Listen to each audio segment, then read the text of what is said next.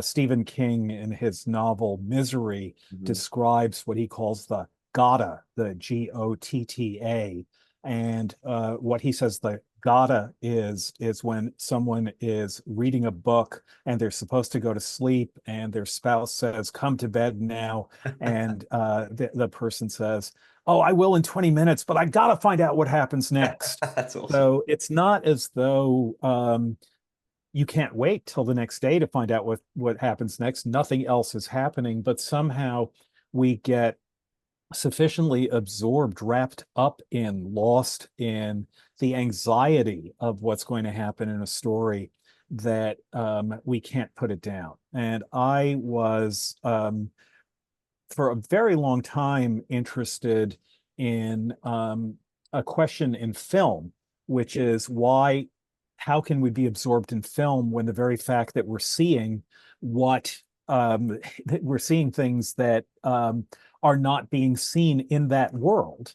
Mm. Why isn't the fact that we can see these things proof that they're not really going on, and sufficient proof that they're not really going on, that we wouldn't be on the edge of our seats? The very fact that we're in seats means that we're not in this, oh, I don't know, bedroom where these two people are having a fight, or this place where people are doing a walkabout, um, uh, um, as in the Peter Weir movie.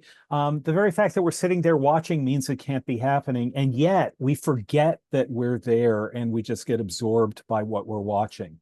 So Mm. years ago, I sort of evolved a psychoanalytic theory about that, which I don't think is wrong. But that the idea is something like this, and it's just very mildly psychoanalytic, a little bit more from Melanie Klein than from Freud.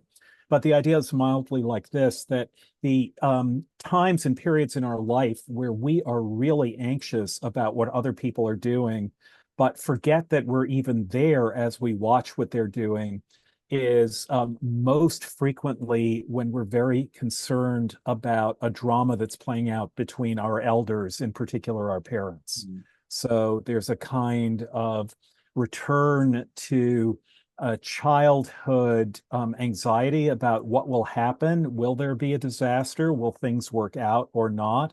And we're watching it, but we're nobody. We're just so small and so insignificant. So we believe at that age.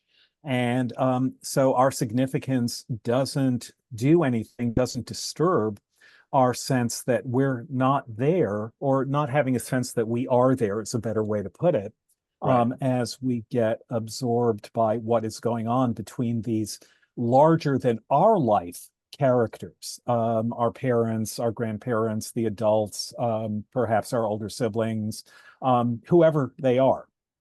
And I also, for other reasons, was got interested in the anthropology of gift giving.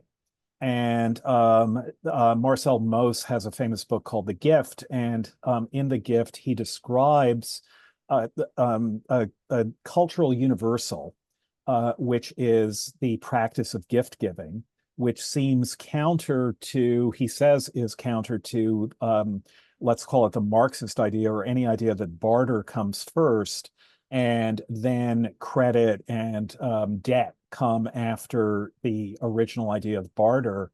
And he says, no, it seems to be a cultural universal that people give gifts to others, but expect that they will get gifts in return, but that expectation is never made explicit.